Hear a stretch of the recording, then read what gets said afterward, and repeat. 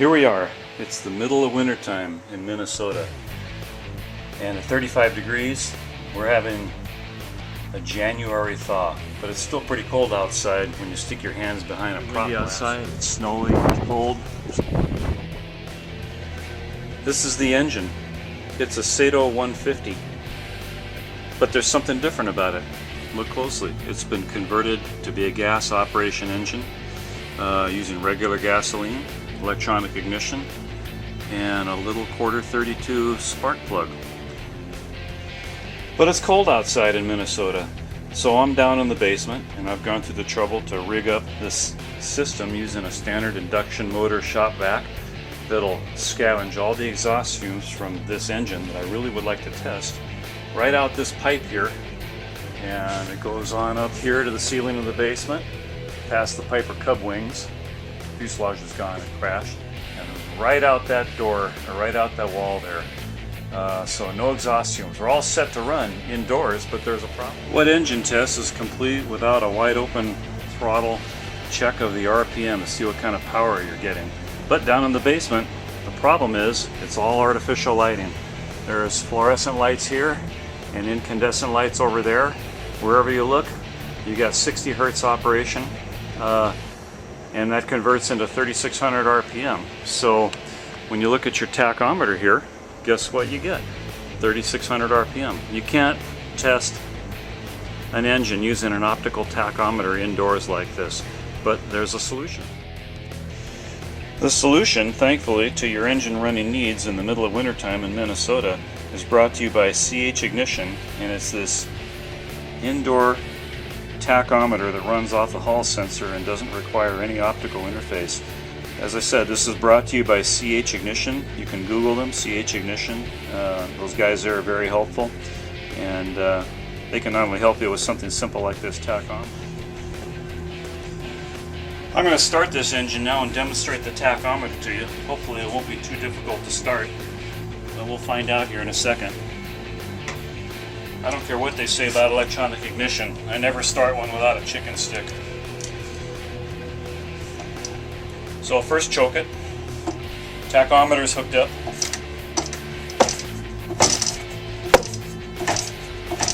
Okay, we got the first kick, so back off on the choke a little bit.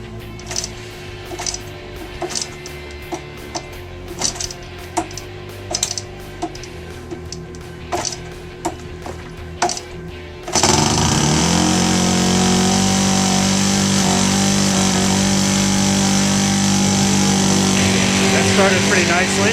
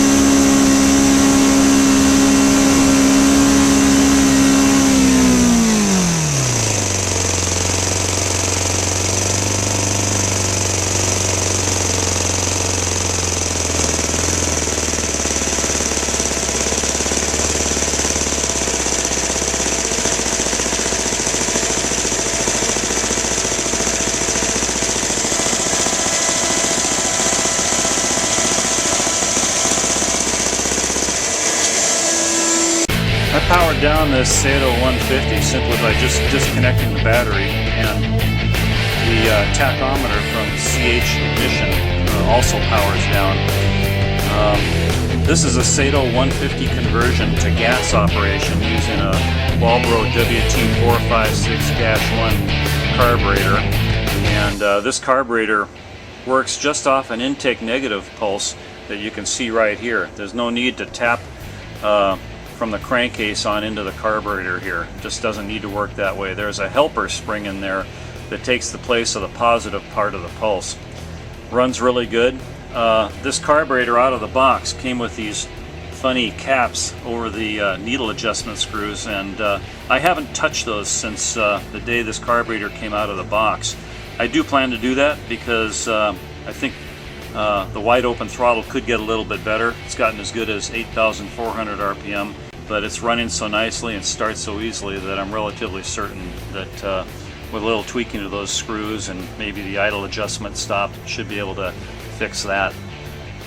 Again, this indoor tachometer works regardless of fluorescent or incandescent lighting down in the basement. It's powered by this CH EXL ignition box. Really good product, and I'm happy to have shown that to you. Thank you.